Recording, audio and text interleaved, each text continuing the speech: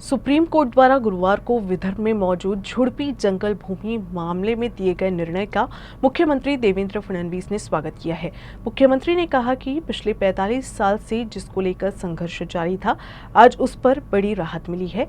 इसी के साथ मुख्यमंत्री ने ये भी कहा कि विकास और पर्यावरण के बीच संतुलन कायम करने के लिए सुप्रीम कोर्ट ने एक ऐतिहासिक फैसला सुनाया है। नागपुर रेलवे स्टेशन की बिल्डिंग, हाईकोर्ट और कई अन्य इमारतें अगर आप पुराने रिकॉर्ड देखें तो झाड़ीदार जंगल की जमीन पर स्थित है। इसीलिए 45 वर्षों से मांग की जा रही है कि कुछ राहत दी जानी चाहिए। विदर्भ में सिंचाई परियोजनाएं और विकास परियोजनाएं काफी हद तक पिछड़ी हुई थी। आज सुप्रीम कोर्ट ने फैसला सुनाया कि 1996 से पहले दी गई जमीनों को एक तरह की छूट दी गई है।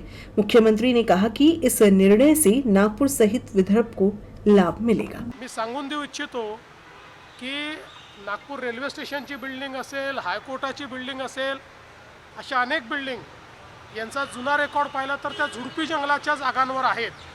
आणि म्हणून 45 वर्ष ही मागणी होत होती की यातनं काही ना काही दिलासा हा मिळाला पाहिजे।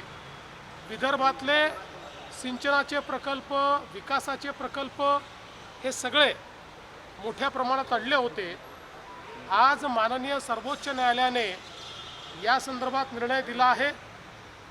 1996 पूर्वी ज्या जमिनी ग्रँट झालेल्या आहेत त्याला एक प्रकारे एक्झम्पशन मिळालेलं आहे।